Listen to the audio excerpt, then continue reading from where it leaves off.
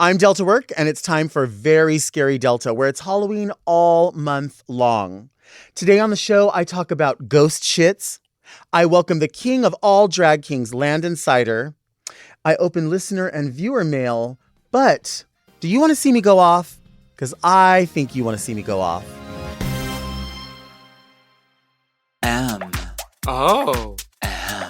Mom! Do you love black cats like me?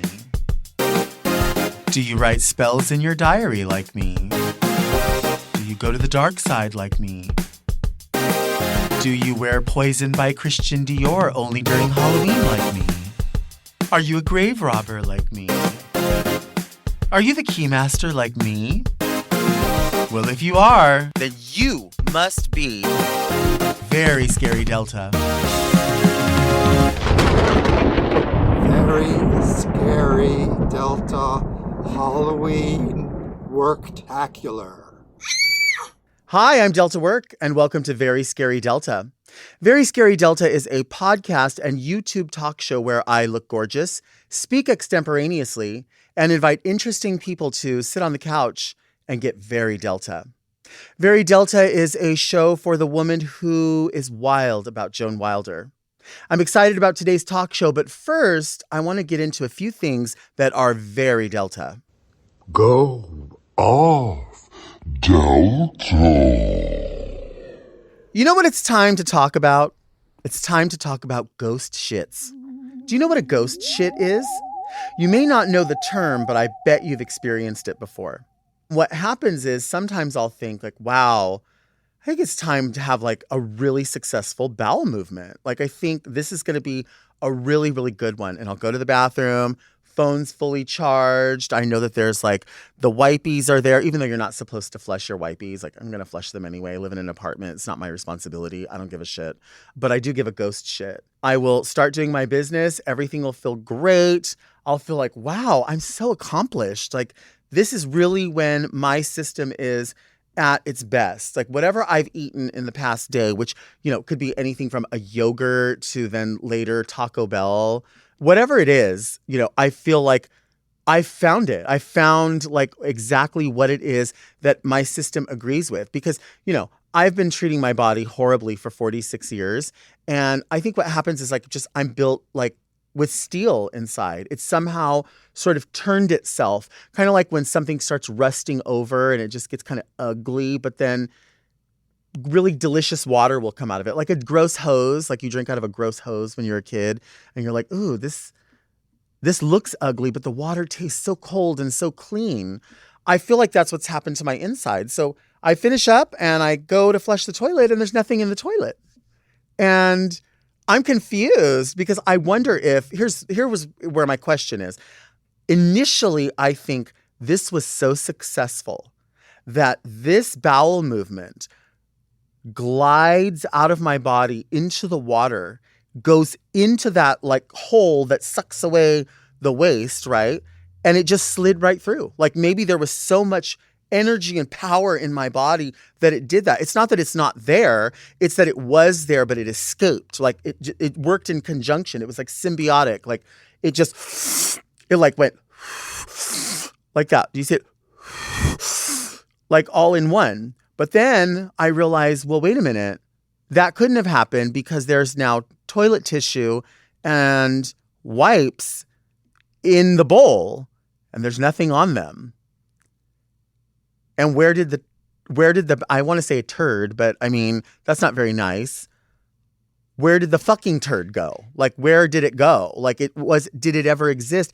It didn't exist. So what's happening in my body that is causing this? But what happens too is that sometimes you do actually have that bowel movement that you've been waiting on. And it is so extreme that when you get up, you're like, oh my God, like I'm so, like you want the full experience. I want Bath and Body Works hand soap or the Myers. I want my hands to smell fresh and be clean. And I want like to dispose of my towel. I want all of that experience because I know I'm going to be laying on my bed for, I'm going to say 40 to 45 minutes, maybe 50 minutes, kind of mourning my loss because there's like a feeling of like emptiness I feel so empty inside and so accomplished because that wasn't a ghost shit. That was a real, like there was a real loss that happened that I had been hanging on to and I had become used to for a while. And that's now gone. I have to lay on the bed and I have to kind of think to myself, like, I should make use of this time to think about things I need to accomplish, what I could do. There's even been points where I have felt so hollow inside and I felt like I could smuggle drugs. Like I there's enough room. I felt like not, for the whole cartel, but like I could move something on my own, like my own items, whatever, from anywhere, from another country, or even from this country, without anyone noticing.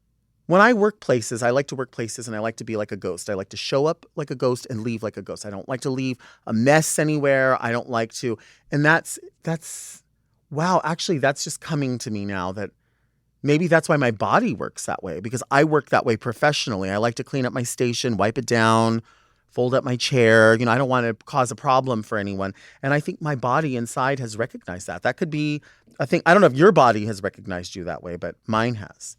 I also call them QS. You can call it QS. In the medical field, they call it QS. That means quantity sufficient.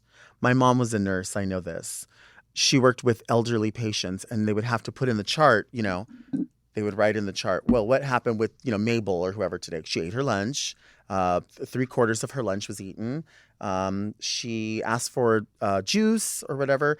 Bowel movements, QS, quantity sufficient, meaning, maybe it wasn't like a full on, she didn't fully make mess, but there was enough to know that whatever she had eaten the previous day or earlier that day was digesting. And so there wasn't an obstruction or anything like that. I don't think I have an obstruction. I think maybe I'm eating things that are just not, they're just so fatty maybe, or just so unhealthy that they just burn up in the air. Did you know that when you lose weight, you don't actually digest it and it doesn't you don't like lose weight. Like a lot of people go weigh themselves and they're like, oh, I'm going to go to the bathroom before I weigh myself because, that'll be less weight in my body. I'm going to go pee or whatever. No, they say that your weight loss comes out of your breath. This is real. This is a thing. I'm not a scientist, not anymore, but I know things. And they say that's the way it happens. Honestly, I would rather have a ghost shit than the ghost shit come out the other way, which would be like a ghost burp. I know I'm not a scientist, but I think there's something behind this. I think that there's something to what it is that you're consuming and why it looks like maybe you're consuming more, but less comes out because it's being utilized in a way, or it's being broken down. And it seemed like kind of like when you eat a marshmallow and then you chew it and it's like there's nothing there. So maybe some of this food is the same way. Or maybe anyway, I could talk about this forever. I'm not going to, just because, I don't want to make a big shit about it. But anyway, coming up, Landon Cider is here. I'm so excited. My very, very good friend, Landon Cider, is going to be on the couch talking about all of it, and plus Read Me Delta. So we're excited about that as well. Do you want to see me take a break? Because I think you want to see me take a break.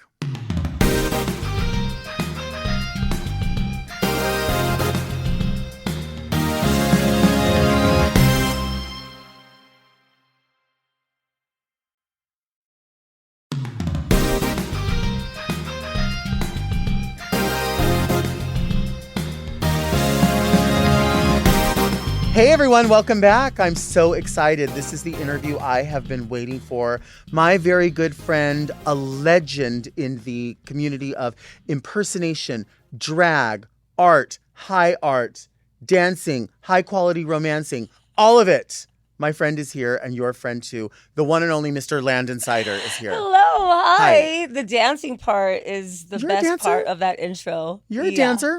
Sure. Yes, you are. I'm very known for my calisthenics. We are both known for chair dancing. We do this. Oh, yes. My armography is very popular. Armography, Yeah. handography, nailography. You're the one that can give this. I do. Right? A lot of fingers, yes. We come from a dream girl family where we give you this. Yeah. Right? The pantomime is real. It's and real. And the face region of dancing, for sure. Right. Hi, I'm so excited to be here. Thank you for being here. I know, I'm so happy. Landon and I have been doing drag forever together, but there's things that we've done together that I can't say that I've necessarily done with other people. Landon and I used to drive together very frequently to Yes. San Diego. And if Yes. anybody knows, the drive to San Diego from LA County, or we're both kind of in the Long Beach area, is entirely different than any other drive. Oh, 'Cause for sure. If you leave 15 minutes this way or that way, what happens? Oh, you're stuck. It's like it completely triples your whole drive time. Yeah. For sure, hands down. Some of my favorite memories of my drag career are driving with you. Right. With our stupid conversations. Stupid Absolutely conversations. nonsense. Yeah. Well, what we also do is like I love to hear songs because I'll hear something and I'll go, "This is the song that Landon needs to do," and it's like, well, what? Because I don't know what, I'm not a drag king, so I'm like, I'm not going to use that song. But then I always have these ideas, and it's like, just because you have that idea doesn't mean I have that idea. Doesn't quite translate in my head the way it translates in yours. Because you have to think of wardrobe. Everything. How does it fit a storyline for a character? We're both very storyline driven with our performances. So like how does that even fit? But Right. yeah, it's good to just kind of play along. Yeah. It's fun to play along. You do play along with my improv is fun. idiosyncrasies. Yeah, idiosyncrasies, yes. Well, you've also, I mean, like with these drives and with being with one another, you know, we've broken down and reassembled and broken down all of the ideas of gender and what our opinions are because, you know, we're both, you're 40 now, I'm assuming. Yeah. And so when we're at that age, we think about now the new life of drag and, you know, you've won an entire franchise and you see the world through different eyes because you're a show producer. You, and I've said this to people before, drag kings, obviously it's not a new thing, but it's not always been embraced by the drag king or female or drag queen female impersonator community. So you're someone that's had to be your own producer, your own cheerleader, your own actor, your own stylist. You've had to do everything with not a lot of people around you doing the same thing simultaneously. Yes? Correct. Very correct. Very fortunate that in the Southern California scene, I had a lot of support when I first started to perform. A lot of the queens saw my potential and kind of rallied and gave me opportunities and gave me stage time and were very generous with their knowledge. I would get to the gigs early and paint and watch you all paint and learn from you all and ask questions. And I learned about making headpieces from you. I asked you, you had something on. I'm like, how did you make that? Like, oh, yeah, a plastic bag and duct tape. And of course, the process has evolved now with different kinds of forms of making those things. But I literally still use that. And every time I make a headpiece, I think of you because you're the one who shared the information with me. I love that. But yeah, it was rough. But I mean, that comes with everything. Every self-starting career is rough. It wasn't easy for anyone. Misogyny is a big part of it in the queer community. It's very prevalent, and we're seeing an uptick again of gay men posting videos and tweets about not wanting women in the gay bars. And it's like, how are you still going back in time to that concept? Like we belong there just as much. I understand the back to the same bachelorette party conversation you have about bachelorette parties taking over queer spaces, which is another topic altogether. But just to be women not allowed in gay bars, it's ridiculous that they're being specific about lesbians too and calling out the short-haired ones. And you're like, how the fuck are you going to be that gatekeeping still in 2022?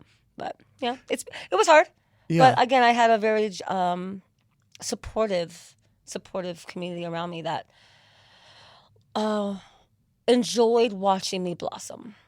Well, and being able to blossom alongside. I mean, I can remember, this is kind of a funny story that I don't think I've ever really told, but I remember when I would sometimes, obviously I'll have things made for me, most of my stuff, but then sometimes I'll buy stuff. And I remember being in the dressing room one time and I was like, Landon, what is wrong with this dress? Like, how is a woman supposed to wear this dress? Look at me. And like, it was open like this. And you were like, well, it's not going to fit you, right? Because it's the way that you're projecting your bust. Mm-hmm. And I was like, what do you mean? Like, my bust is like anybody else's bust. Like, it's bigger, but I mean, it fits in the dress. And it took you in drag as a drag king, but still with the knowledge of having real breasts. Big breasts. Saying, very big breasts, yeah. Saying, actually, the way that you're creating it is not the way the dress is designed for. It's designed for a teardrop-shaped breast, a pendulous breast that somebody would have. You're pushing everything up. Right. And I remember that moment thinking like, well, I thought I knew it all because all you have to do is just mimic, Right. Yeah. but you don't know it all. Right. Yeah. You're a big-breasted woman's breasts aren't going to be the nipples at where the armpit is. Exactly. They're going to be much lower than that. Yeah. Gravity. But there is a bit of privilege in my thought of that, thinking like, I know what it's, all you have to do is this. Yeah. But it took me like going to someone who identifies as a woman and saying, let me just show you why. And this will help you. And it did help me. It made me realize all these things are going to have to be altered. You're not going to find one off the bat that's going to work. Right. That's how we blossom together, I feel like. Yeah. I blossomed. Yes. You... My embryonic. My embryonic blossom. We had Tony Medina on the show a while back, and we were talking about code switching. Oh. I knew we were going to talk about that today. I knew it. I do like we are totally going to talk about drive-thrus. We have to because know. I never knew that I was code switching until Landon pointed out. And I didn't know. I don't even think we used that term then. No. He was just like, you know, you have your drive-through voice. Uh-huh. And I was like, what are you talking about? Yeah. And you pointed it out. Yeah, we would be, because we would always stop for food, either on the way to the gig, after the gig, sometimes both, sometimes an extra one just for fun because, you know, we both love food. and Delta always drove. It just, well, it was her request. She liked to drive. Yep. And so I was always, you know, stuck in the passenger seat, not having any responsibility. So she always did the ordering. And the moment that intercom, hey, what can I get you today? Your voice dropped 2 octaves.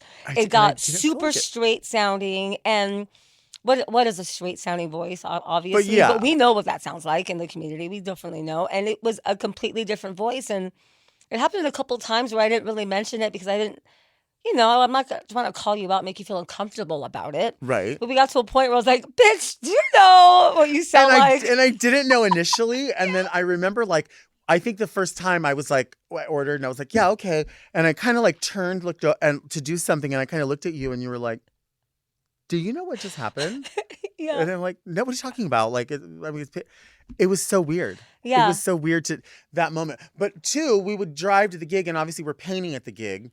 So you're just dressed normal. I'm just dressed, well, what we mean normal, meaning not in drag or not. And, you know, if we stop somewhere and go in, I mean, I think that there's people that were like, oh, look at this couple coming in here. Like, right. Do you remember one time we got cholo? Yeah, right. Totally. Yeah. Do you remember one time we were coming back and I pulled off and we ended up pulling like right into Camp Pendleton?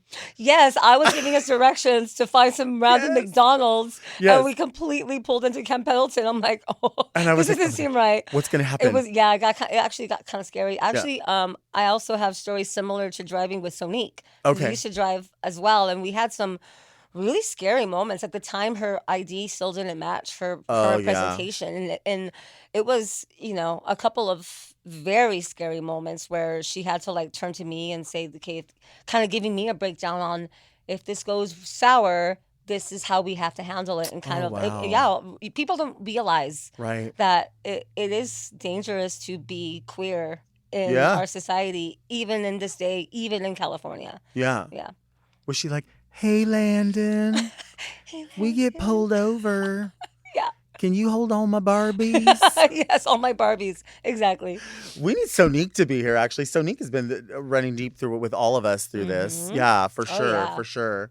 What is your experience when you go out of town and you have to sort of either fully paint, fully do up, or even just halfway and you're coming out of like Homewood Suites in an elevator? or in the airport or on the plane, painting on the plane. Yeah. Do you get crazy looks from people? Do you still get that? Is there a fear still? Yeah. I mean, I think it's just kind of built in where I'm pleasantly surprised more and more now. Most of the gigs that I go to, you know, they put me at decent, nice hotels and things, and you're in the elevator and you never know who's going to step on or step off. But most of the time, if I don't have too much negativity, it's usually like the stares and the whispers, but nothing, knock on wood, where's the wood? Nothing negative to extreme of physical violence or even threat of it has occurred to me, but it's still very nerve-wracking. You don't know what you're going to do or where you're going to be and who's going to help you, who's going to really have your back, who's an ally in the situation. You can look around and you don't know until it gets to that point where you have to find out. You do. Mm-hmm. And I remember this a storyline, and I'm sure it's happened many times, which I hate to say that, but I do remember an instance where you and your beautiful wife, Gabby, you were not in drag, which, by the way, it's Halloween season, as we know. It's Halloween all month long. Landon and Landon's beautiful wife, Gabby, also love Halloween. Yes. And we've got to find some pictures. They spare no time and no expense when it comes to fucking Halloween. They, a couple of years, won Halloween across the board with the wrestlers. Yeah. I mean, people were looking and were like, who is that? I was Hulk Hogan and she was Ultimate Warrior. Right. It was insane. Epic. Like, I literally airbrushed both of her bodysuits. She had Adam McGee make her costume for her. I had already had mine because I had made it for a performance.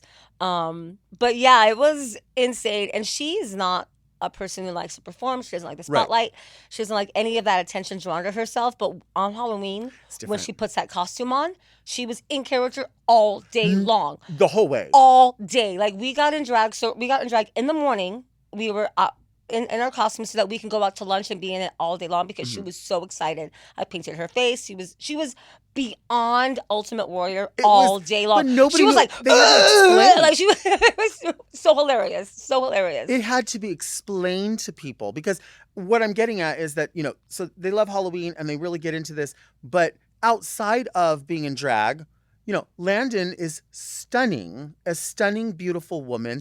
Gabby, beyond, I mean, just the two of them together, absolutely beautiful women, and then have the baggage of going places where, quote unquote, straight or cis men are like, oh, all you need is all the time X, Y, and Z. And it happens all the time. So you're getting it not only from the idea of being in drag, the judgment, but then you're getting this, I can fix you.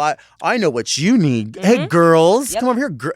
It's so gross. Like, it's not even as gross as it is disheartening because it becomes dangerous. Exactly. It becomes frightening. In your own neighborhood, it's happened. Oh, of course. Yeah. And we're very fortunate that we are able to make a priority of traveling international and making sure that we both enjoy familiarizing ourselves with other cultures. And so we go to these other countries and we try not to stay in big cities because we want to go explore and really see what the people living there experience. And we've been fortunate, but there have been like many times where we're in situations that are scary and we have to walk very fast or go find a lit area or, we have our straight couple friends who they don't understand because they don't live that experience and they don't get it that they can hold hands and sneak a kiss walking down a dark alley, but there's no way we would ever do that because of the danger it happens. And we get those moments. We could change you. Do you need a third? Oh, you needed some good dick. Like these horrible things. And even we were just in Ireland. We just came back from a 15-day trip to Ireland, Scotland, and London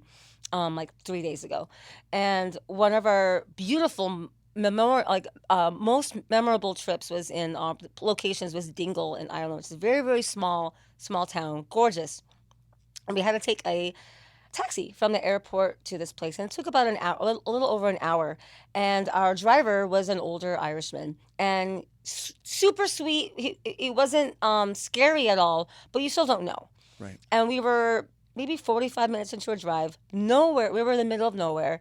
And he says, oh, are you going to go find some good lads while you're here?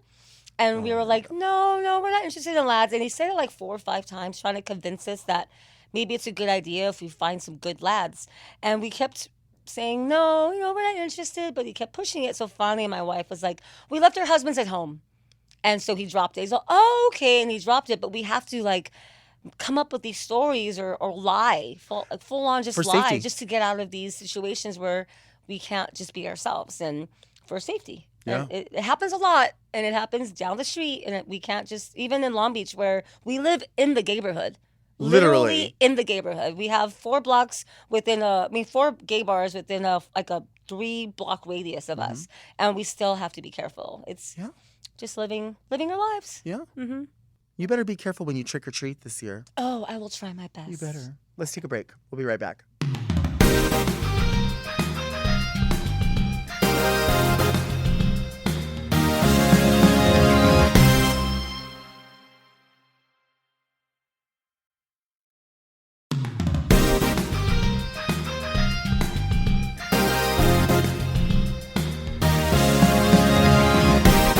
And we're back. Thank you for joining us. We have my extra special guest, my very good friend, Landon Cider here, who is the king of, I'm going to say, all media. We were in the back and you were like, hey, let's do a quick little video just for fun. And then for a second, I was like, well, what would this be for? And then I realized, you have such a finger on the pulse of, what's just going to get you to the next gig or the next thing. And that is really social media. You're so good at saying, if you show yourself before drag and after drag, people are interested. They want to come along for the ride. There's something about transformation, like videos and stuff or TikToks and reels that really entice people in because they have no idea what you're gonna bring next. So they kind of are waiting at you're baiting them with what you're gonna do. And I don't have a huge following on my reels or TikToks yet, but I'm very fortunate where I've gotten some gigs from my social media platform, and so I kind of know now I have to. That's my third job now. So that's part of the process of trying to stay relevant. Really, it's what it is. It's a bonus for a boy like you. Oh, what? It's a bonus. What do you mean? Do you like a bonus? Ooh, I like a big bonus. Big bonus hole, boys. Shut up. Stop it. What do you mean? We were behaving. We were behaving. This right. is the thing. We're past tense. Yeah, I feel like I bring my friends on the show and then I forget that we're making a show. Yeah. Right? We can't be inappropriate. We can't be inappropriate because, obviously, we make off-color jokes that we probably shouldn't even be making anyway. But we make them because we know that other people are saying these things about us or whatever. Mm-hmm. So, we wouldn't want them to see the light of day because we don't want other people to feel gross because we know what it feels like to feel like shit, know? Yes. But I also really, really love that you bait people to say what you really want to say, but you wouldn't ever got caught saying it. Right. So you bait everyone else to say them for you. And then when we do, you go, Landon, that's inappropriate. You know what? But you literally were making me say it. You know what? I like to bro bait. Mm-hmm, that's right, sure buddy. do. I like to bro bait. You like to bro bait, buddy? Oh, yeah, buddy. You're so stupid. Okay, so listen. Do you like Halloween candy?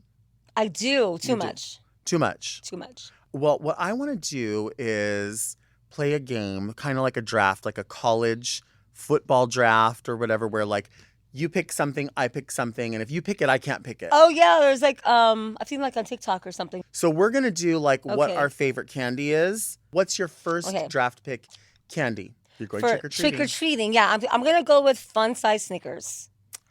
I think the fun size Snickers is the ratio of chocolate to nougat and peanut butter. I think that particular, I like a Snickers, but the fun size Snickers, that's the ratio is proper. All right. That's definitely, not only is it a favorite, I think it's popularity wise, that's probably what everyone would go to. I'm going to go first draft pick is going to be a Reese's peanut butter cup. Oh, the cups. Yeah. The cup. That's a good one. There's plenty right here. Like that. Yeah, I was eyeballing those. And I need that size. Although my favorite thing to get, you don't get them at Trick or Treat, but you have to go buy them, is the pumpkin that's a Reese's. The shapes. Or the Christmas tree. Christmas trees. There's so much peanut butter. There's something about the so shapes. Much more. Yes. Yeah. Beyond the shapes are so much better. Yeah. Mm-hmm. Okay, so your number one is Snickers. So then I'm over to Reese's peanut butter cup. Right. You're next. I don't know if they're my favorite, but I feel like I should buy stock in them. Candy corn? Because people don't. God, that wouldn't even make the list. No, but for financially, you always buy candy corn. It's everywhere. People make fun of it, and people don't. Yeah, see, it's like eating wax. It's like eating candles.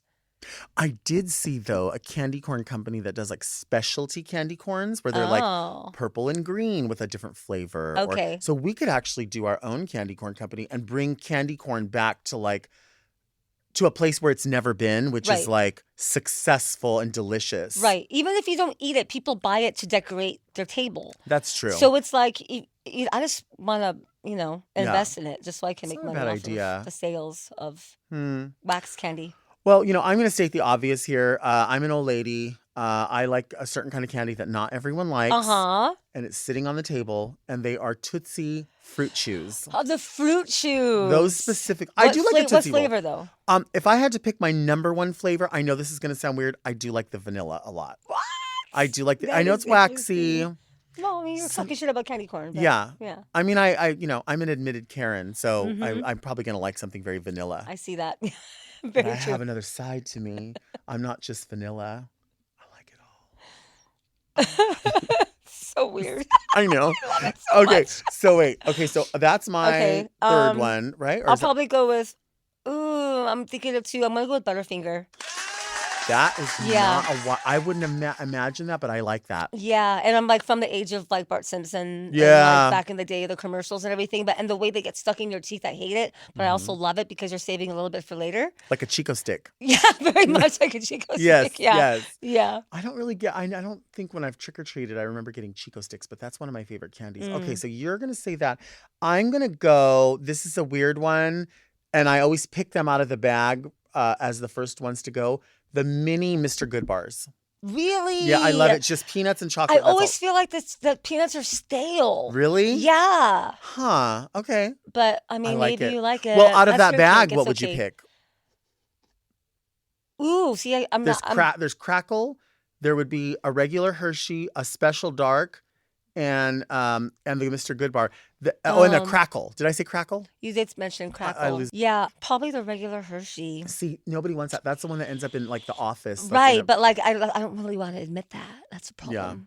yeah. hmm Okay, so your top is so far Snickers, Candy corn. Butterfinger. Butterfinger, Almond Joy is next. Almond Joy is next. That's a Yeah. really solid one. Yeah. That is solid. Why is there mounds? Like, I know. Why to bother? right. You know what Yeah. I'm going to do with mounds? I'm going to open an Almond Joy and open a mounds and put them together and eat it all. Ooh, Like, that's good. I want to eat it.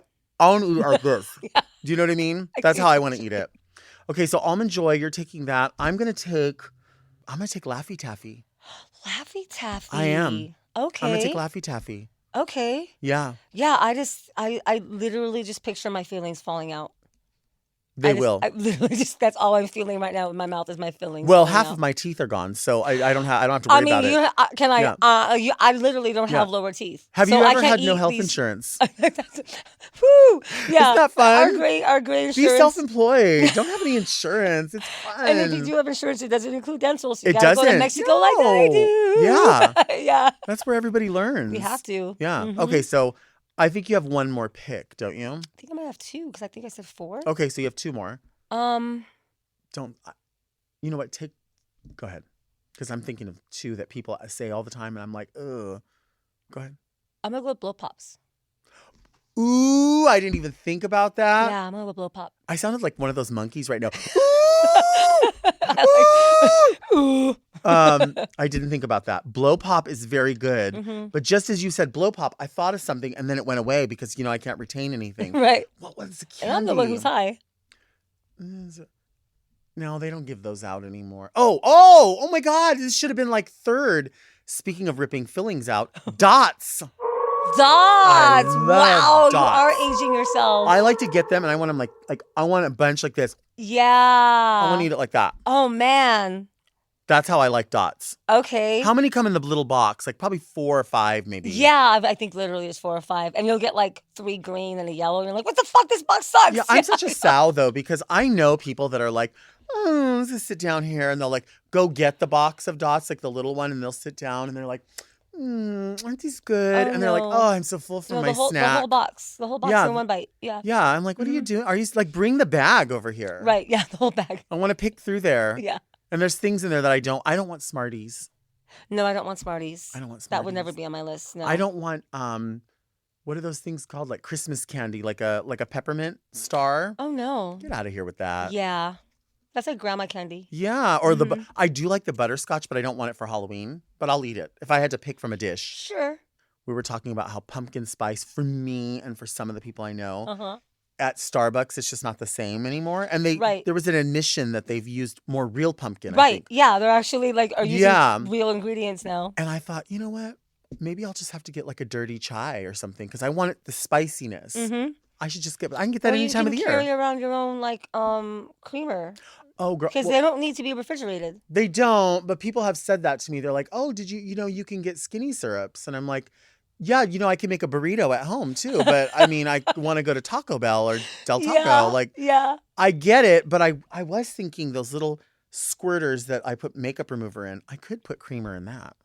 I really want you to. I think I need to. And then so you can come back next time and be Or like, what if I "Look just did." went through the drive-throughs and I was like, "Hi," like, and they're like, "Oh, $17.25 for your small coffee," and then I like pay for it, and then I just hand them like a skinny syrup, and they're like, "What's that?" And I'm like, "Next time I come through, like, will you remember me? Like, that's my syrup." Can you put that on the shelf for me? Can you Yeah, put my name just on for it? me. Yeah, I'll be here every Tuesday around this time. $17.25 for one drink, but I'm gonna do it. Yeah. Yeah. I love that you were Lily Munster today. You know what? I like doing it. I have a good time, but Uh-huh. at the same time, it's hard to control because I'm not. Oh yeah. You know what I mean? Mm-hmm. It's If hard I to- had known, I would have dressed up as Grandpa for you. Your grandpa is honestly, It's one it's of my another one. favorites. That's the thing about what you do is there's such an attention to the detail that you really do morph into these people. Like it's not I blowing study, smoke up yeah, your I ass. study them and You their morph. body, yeah, everything. And that's what separates what you do from what a lot of other people do, drag king or drag queen or anybody that identifies however. It's just your attention as an entertainer and as a host. I mean, these are things that really matter to you. You think about your I grew audiences. up watching you. I grew up watching, like, as a drag performer, not grew up, but, when I was studying drag, before I even knew I was studying, I was just a fan of drag. I was watching you and Chad Michaels and Dolly Levi. You talked about her all the time on this podcast. And, like, these incredible impersonators and character impersonators, and you embody the characters. Even if you don't even watch the Disney movie, you still figured out how to embody that character. That's so funny that you mentioned that. I haven't talked about that before, but I've talked to you about it, and Yeah, you don't even watch the fucking movies. I don't watch Disney movies, and I live maybe 20 minutes from Yeah, Disneyland. and you have like 20 characters that you do. You I have so to many Wikipedia the characters, look them up, find out who they're mad at, who they're not mad at, where What's they their grew up, what's their problem. And then people are like, "Oh my gosh, you must love Disney." And I'm like, "I don't. It's not that I don't love it. I just No. don't. I'm not an animation person." Right. And that's really weird because like Davey loves animation, video games. Everyone I know loves that stuff, and they draw a lot of influence from that. Right. Because that's the thing. Like you said, you watched other people do drag, but now that we all work together, we're all better for being around you because then everybody else is like, maybe I'll throw in a prosthetic. Maybe I could push the limits of this. Maybe I should try to break down this blue eyeshadow and turn it into the Adele eye in this amount of time. Maybe let's see if we can do it. Yeah. Push the limits. Well, that's really sweet to say. I felt like I did push myself way hard to try to get. It was when I first started to do drag, I knew that I was also representing kings in general when I started getting these bigger shows and becoming a dream boy and all this stuff. And I didn't want to only do the same two similar numbers, and not just similar in style but in looks completely. I wanted to show that kings can do full prosthetic and go do a horror number, or a full prosthetic and do a high camp comedy number, or a dramatics park and bark number. Like I do a little bit of everything because I wanted to be a dream girl. I wanted to be a dream boy, and I knew that to be a dream boy or a dream girl cast member, you had to be top level tier in every possible type of drag. Right. You had to be diverse and have a very large repertoire of variety of kinds of things because of all the theme shows that you do. Right. And I knew I needed to do it. And so I kept pushing myself to do all these different things so that I can show in one show. If I was booked to do 3 numbers, I would do 3 complete face changes, like wipe off my entire face, repaint, apply prosthetics, get into a full costume, wigs and everything with only 4 other people in the cast. Sure. And I was stressed the fuck out every single time, and I would somehow figure it out. And now I have to keep doing it. Right, you have to. I did it 'cause to you set the myself. standard. I did it to myself. And my skin is aging and it doesn't like to take, because when you wear prosthetics, you're supposed to take them off slowly and nicely and at the edges and slowly eat at no, when you're in a show, I was literally ripping it off my face the way that they tell you not to do it. Right. And I would have like open sores on my face from ripping it off, and I was fucking up my skin. So now that I still have to do these major changes, and I just do it to myself. And then too, I mean, a lot of people don't realize also is the expense that goes into it. Oh. Because you Yeah. you can't really bargain shop for certain things. They are the price that they are. Yes. What is this? It wants to come out and play. I felt it falling for a minute. It looks okay. good though. Yeah, I just debuted David from Lost Boys. Uh-huh. And so I have a bald cap, and a forehead prosthetic. And I have a chin prosthetic for him too, but I haven't used it for stage yet. And the forehead prosthetic is $35. The bald cap is about $15. And I can't take them off slowly. So I destroy it every time I take it off. So I'm literally have on my face just 2 pieces, $50 worth of prosthetics with the wig and everything, and I have to glue it on. I have to clean the wig lace every time. But it is very, very not cost effective to do prosthetics. But again, I did it to myself, so it's rather expensive. And I have a piece I remember I was asking you about, and you told me all about how to do it. Your Twilight Zone piece? Yeah, and I'm so, because it's so expensive, I'm like, God. But then when I realize what it looks like versus what I'm using for a show, and I'm like, oh, babe, you got to wear the piece because it'll take it next level. Yeah. The piece that you're wearing now, that's not the tea. Right. It's just not, there's nothing wrong with it for someone else. But if you're coming out here saying, bitch, look at me. Yeah. Then just do it. Yeah, and I also take into consideration the lighting of the venue, the lighting on the stage. Like, is my prosthetic going to read well even in this lighting? Right. I'm not going to waste it if it's not. You know, there are certain venues and certain lighting situations that the prosthetic won't even matter. Right. So why use that expense? But Yeah. I still have one more. One more. Right? I have one more from my Oh my draft God, pick. one more piece of candy. Okay, Yeah. what is it? Nerds. Nerds is good. Yeah. I was thinking Airheads, but Nerds. Oh, okay. Yeah, I didn't go sour. I just You went like for, sour. I didn't go sour. I went just like fruity. But nerd, they They're have kind of sour. They have like a bit of like a zing to them. I honestly, I can't think. Oh, I know what I have for my last one. What? Whoppers. Whoppers! Whoppers! Oh, that's a good one. Yeah, Whoppers that are was good. my movie candy forever. Whoppers are good. Yeah, those are good. Like malts. I love malt, like chocolate malts. Yeah. Let's take a break. We don't want to get too deep. Let's take a break.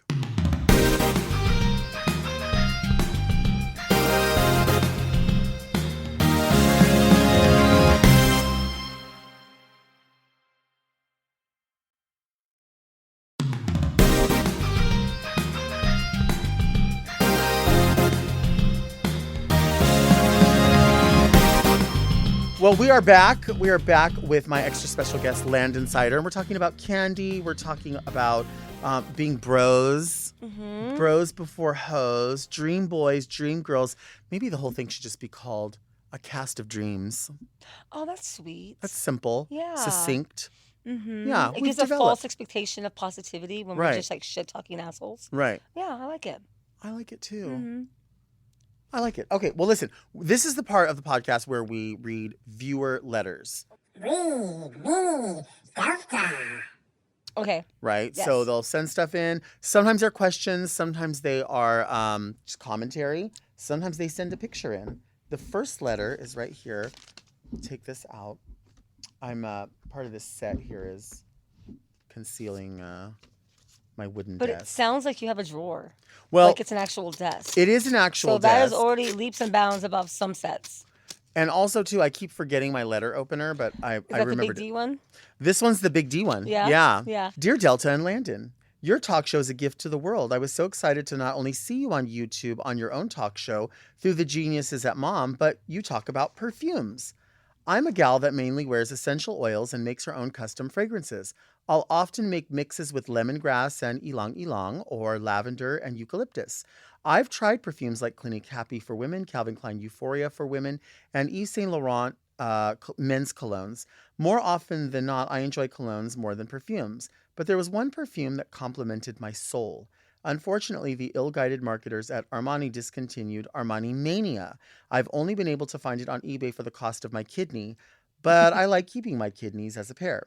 Okay. How do I go about finding a scent that is completely unavailable and comparable to Mania? What options do I have available? Odorously yours, Magdalena. Odorously. I like that. I do too. Well, you know what, Magdalena? I'm not familiar with that specific fragrance. I only know a couple of Armani fragrances. So I don't know what the profile is of that or how to compare it to another fragrance. But I will tell you, if you do a Google search for dupes, that is the first way to find out something that you can buy ready to go. But if you want something that is almost the exact formulation to any fragrance, there is a website you can find. I wish I could give you that information now. I could probably have it added somewhere because I found it. I've never used it, but I've seen their price points. They have a library of almost every fragrance ever made, and they will recreate it for you. Wow. You don't have to send them the scent profile. They just know. And they offer, and it's like a mom and pop kind of place. Uh-huh. They offer you that if you don't like it, you can send it back for a full refund. Wow. If it doesn't smell the way you thought it would. I would look into them. I've been wanting to look into them because there's a fragrance I used to wear all the time called Chemistry by Clinique, and it was a male profile as they marketed. It was very lavender, and it's my favorite thing. The closest thing I can find is called Pure Lavender by Porsche, and I found that at Ross. Now I can't find it because everybody got into it, I think. Mm-hmm. But you can still find it like on eBay and stuff. But I know what you're talking about because the Calvin Klein Chemistry, Clinique Chemistry, when I looked it up on eBay, I thought, oh, I'll just get a bottle there. It's probably like $100. Whatever, it's a lot. No, people are selling like half-used bottles or this much in there for like $600-$700. What? Because people have the nostalgia of, I now have the bottle. guess, I'm not going yeah. to do it. No. No, that's ridiculous. But what about, do you have a fragrance that you like to wear in or out of being done up? I have always played with more like androgynous colognes. Mm-hmm. In my lesbian years. I've gone through all of the popular ones, like Cool Water for a minute when that was really popular. Right now, both my wife and I enjoy a few Jo Malone scents. Oh, those are so good. They're so well I done. really like clean scents. I like clean. I don't like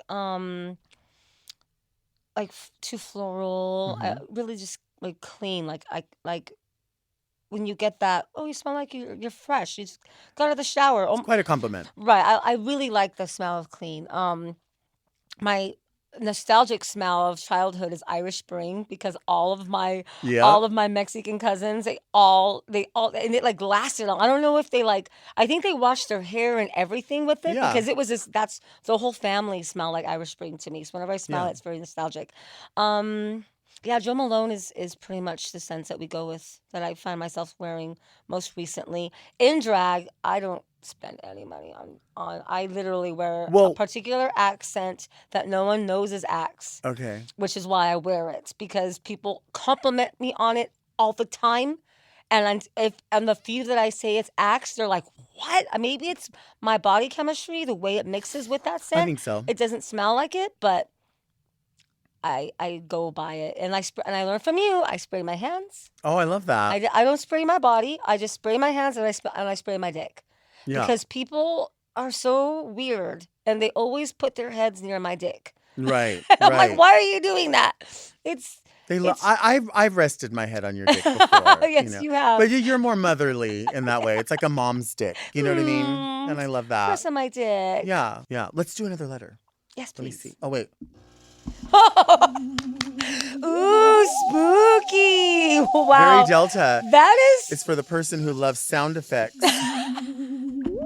Very Delta is for the person that loves smoke up their ass. But you can't smoke a cigarette. No. Not inside. Do you remember going to a smoking section?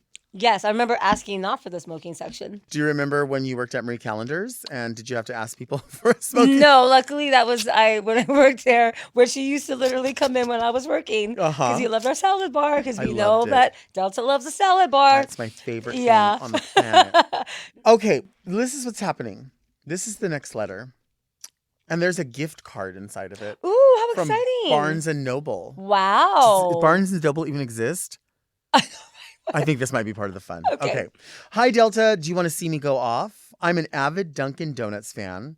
It all started in the fall of 2021 when they had their apple cranberry refresher. I had never had Dunkin' before other than a random donut here and there, but this drink changed it all for me. I was obsessed. I would go through the drive-thru multiple times a week to the point that I was instantly recognized as they would make the drink for me without even having to ask. Sadly, it was only served in December, so I stopped going as frequently. By the way, Arby's used to do 3 years ago, they would do a creme brulee shake for December through January, and they just did it 2 years, I think. Oh. And I always think creme brulee stuff. What did I say? Creme brulee? I always think creme brulee. I like creme brulee is going to just taste like vanilla. This was different. It was next level. So you would have loved this, by the way, Avery. You went back again in the summer because it was easy and fast, but it's all new management. Either something's always out of stock or my order's messed up, or they say they have one thing when it's time to give it to me in my order, they tell me they're out. I always get a refresher, specifically the peach passion fruit, but it literally tastes different every time I go. Should I find a new place to get my daily pick-me-up or just try a new Dunkin' to see if it's better? I'm from South Jersey, so my choices are limited. Help me, Delta. I need the wisdom of someone who's experienced with disappointing drive-thrus but still overcomes. Love you, Delta, from Avery. Here's what you have to do, Avery, because I believe that this is an individual location problem. This is what happens. This is not the fault of an employee. I always think, when I go to a drive-thru and there's a problem, I know it's not the employee. I know it's the directive that they are getting or are not getting from their manager. Their manager is expecting them to do 2 and 3 things at a time, and they're worried about the drive time, how long it's going to take for somebody to get through before that alarm starts going off. This problem always lies with the management, and then the way the management is being treated by corporate as well, because, the issue is just get customers in and out, get them in and out, get them in and out. Try another Dunkin' because you like the product, you're just not liking the service. So try another one, see if that's the issue. I personally have enjoyed the products that I get from Starbucks. I like them very much. I've of late been questioning their the ethics of their company with regards to allowing people to unionize and allowing people who've worked there a very long time to just leave out of nowhere and not go running after them. That's questionable to me, especially when people are like, I'm going to make this my career. Yeah. And you're not allowed to do that. So I don't know if that's what's happening at these Dunkins you're going to, but start, I think, with maybe trying another location.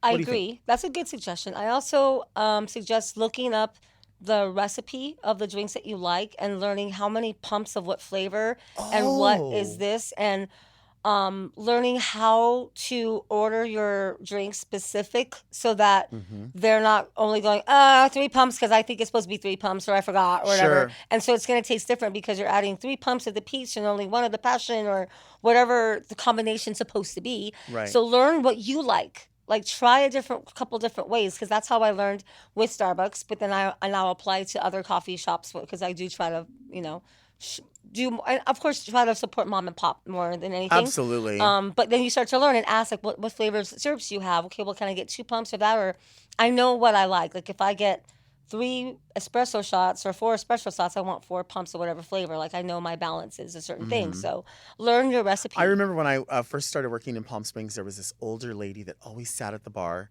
and she had like some really good looking gays around her. And she always had her drink like, she was always holding it this way. Of course. And she would just twirl it around like this. Yeah, that's eleganza. And I remember talking to her, I said, what is it that you drink?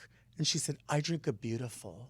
And I was like, what's a beautiful? She said, it's half Grand Marnier, half Courvoisier. Oh. And I thought, fuck, that's rich as fuck. Yeah. And then I remember I thought I was going to be fancy, and I went somewhere and I was like, oh, I'll just have a beautiful. And they were like, what is that? Yeah. I think it's what she called it. But maybe to another bartender, it's like, you don't have to get so fancy. Just tell me what you want me to put in it. I'll put it in there. Yeah. I'm not going to be impressed or unimpressed by you. Right. It's kind of like ordering a Cuba Libre when it's just rum and Coke with a lime wedge. Right. Yeah, I'm going to be fancy. Yeah. Where are you? Yeah. Maybe if I'm on vacation, I need to say it that way. Yeah. I don't know. You know what I noticed too is that you talked about Irish Spring, and then you talked about one of your favorite beers is Irish, and then you were just in Ireland. Do you have a love for Ireland specifically, or is that just something I noticed? Something you noticed. Yeah. I think it just happens to be a coincidence. Ireland has been on the top of our bucket list for many years, so we know we wanted to make sure we go to it. But I think that's just you guys always make the time, the two of you though. You always in all the work that you both do. Gabby has her own business.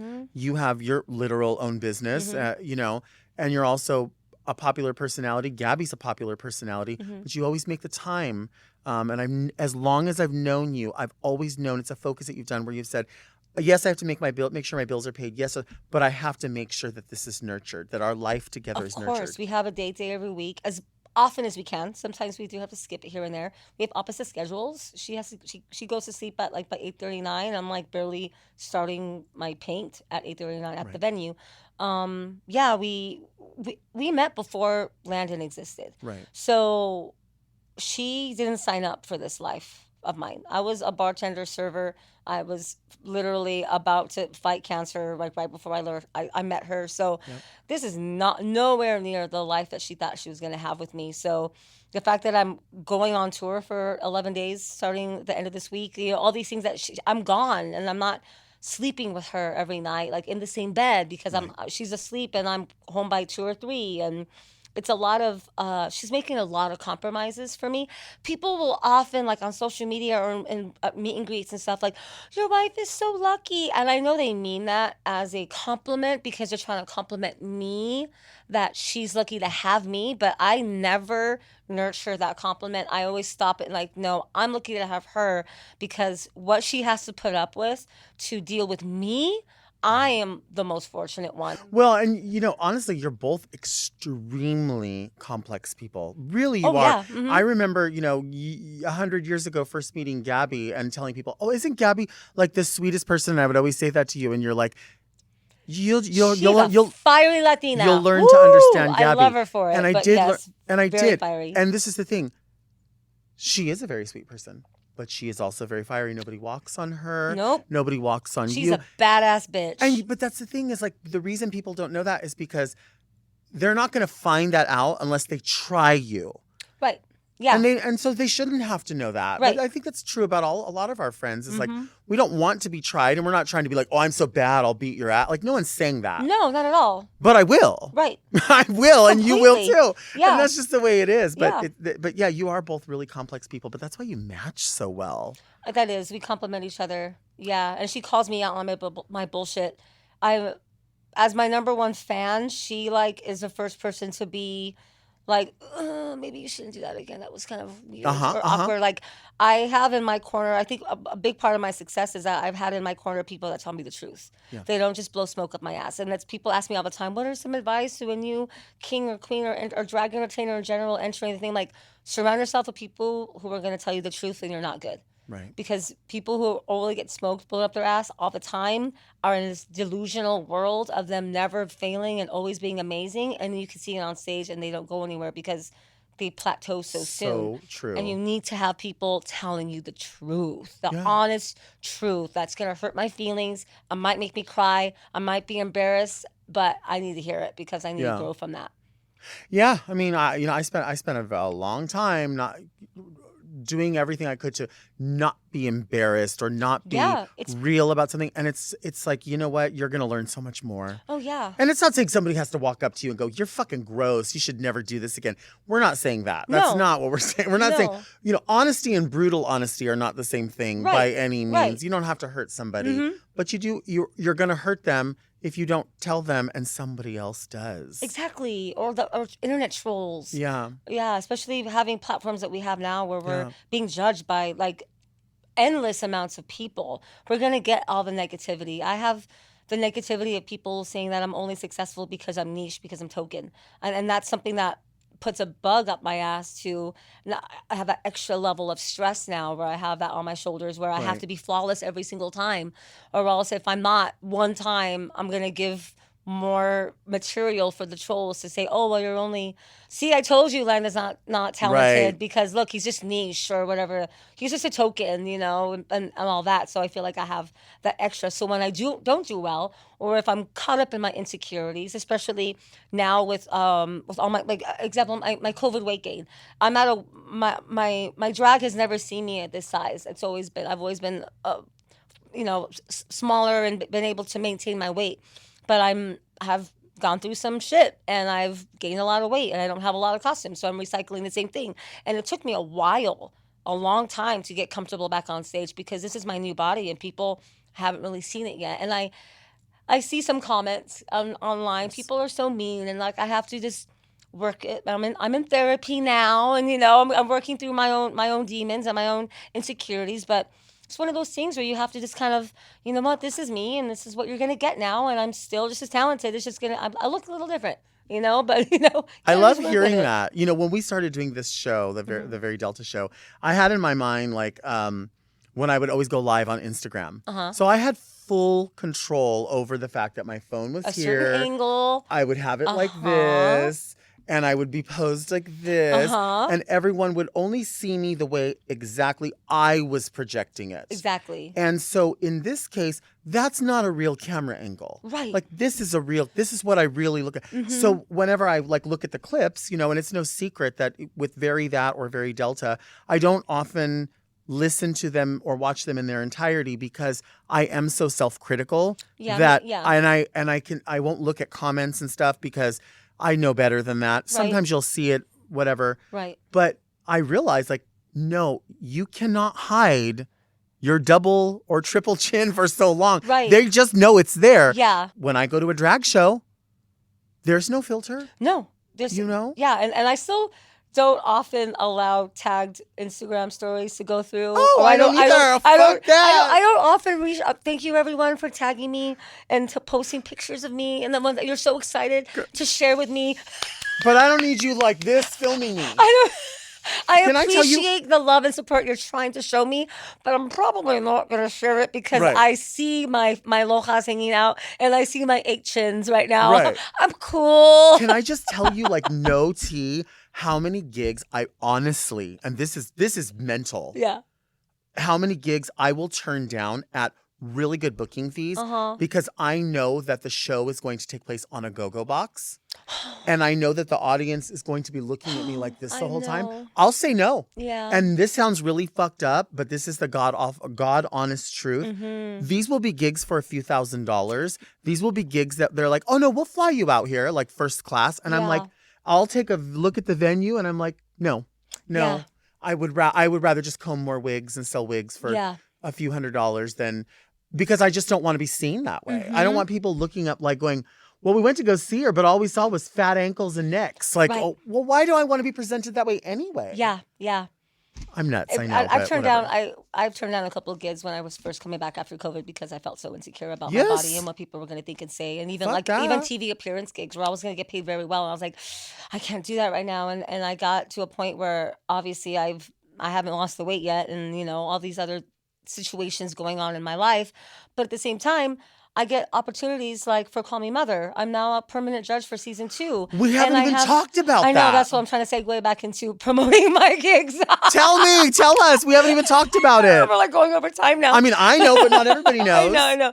But like it's something different about, it took me a minute. I had to get out of my head because I was still in that place of like, people are going to see me like 50 pounds heavier than what they saw me on Dragula because I was Right. competing at probably the most healthy and body size and the way I felt at the time. I was the most confident I could be in that moment. And I've, that was even smaller than I was kind of in general on stage. But at this point, people are going to now see me a lot heavier than I was. And I was in my head a lot about that. Sure. And one thing that really took me out of giving in to saying no, which I was actually close to saying no, was that I'm a judge.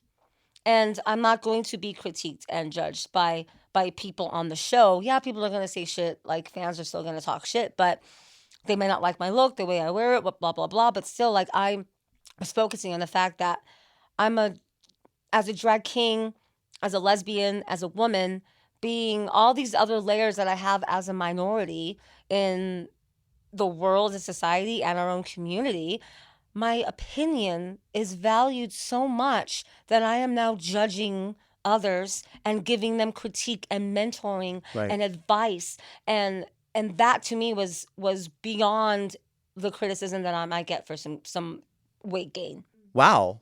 Like, wow. Not only are you who you are, you're owning every bit of it. Yeah. And not apologizing for anything. No. There's yeah. nothing to apologize for No. or to excuse. But and it's funny because I've spoken to my therapist about it. I'm like, it's so funny because I know exactly how I'm supposed to act. Like, yeah, I am who I am, and this and that. Take it or leave it. And I could easy for us talk to the say. talk, but walking the walk and actually believing it is a different thing. And It is we've had so this easy. conversation backstage so many times because we both have supported and watched each other go in different directions of weight gain and weight loss and this and that. And we're always supportive of wherever we're at of each other. We both acknowledge we're both beautiful no matter how we look, and we're both talented, and we're going to captivate an audience on stage no matter what we look like because we have a great stage presence and we can do that. If you're an incredibly talented entertainer and I'm going to go and give myself the same compliment, but Yes. like you could do that and it shouldn't be caught up in your insecurities, but we can't Right. help it because we're still human.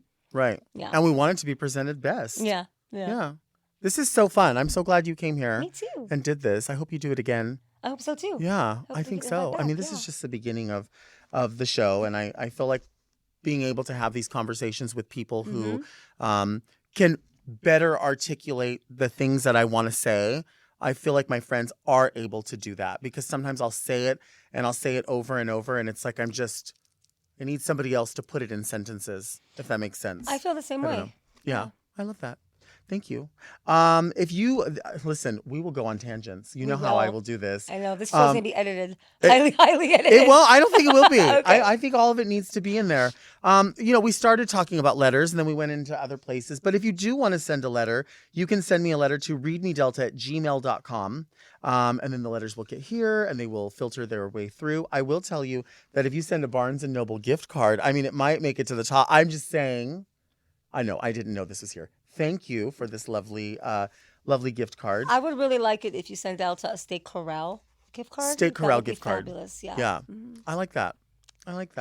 Before we go, the show airs when and how is this working? October 26th. October On 26th. Out TV, which is a Canadian-based television network, but it's also now available in the States. So you can get the app, Out TV, and if in the UK, Fruit TV.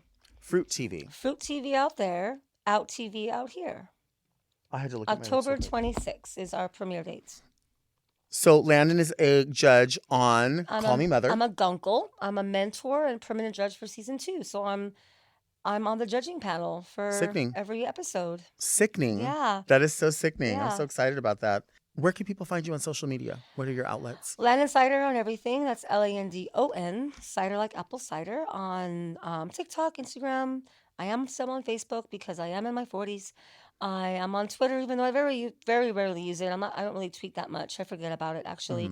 But I'm also on Cameo for all of your Yes. gift video needs, and Venmo and PayPal if you want to send me a tip. Thank you all for listening to Very Delta, and a special hello to everyone watching the talk show on YouTube. Our podcast comes out every Monday right here on the Very That podcast feed and on the Mom Podcast YouTube channel. Also, you know what's very Delta? Subscribing to Mom Podcast so you don't miss an episode. Send all of your questions about sunships, sunstrokes, Sundays, scrunch boots, any of those questions to readmedelta@gmail.com. You can follow me on Instagram. That's the only place you're going to be able to find me. I am on TikTok, but I don't really interact on there. And join me next week right here. And until then, make sure you keep things very scary, Delta.